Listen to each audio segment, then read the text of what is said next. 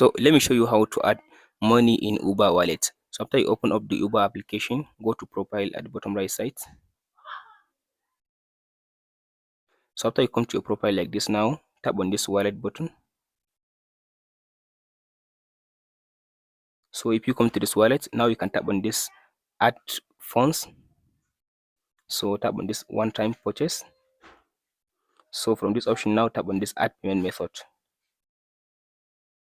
So from this option, now tap on this add payment method again, this one.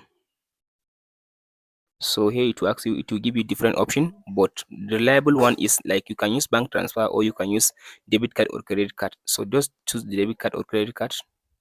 So here it will ask you to add in your card details. After you finish adding your card details, just tap on the next button, they will verify your card. So after that, tap on this back arrow, back again, back again. So if you come to this option now, after you added your payment method, so now just choose the amount you want to add. After you specify the amount, just tap on this add funds button. From there, you add money in your Uber wallet, and that's it, guys.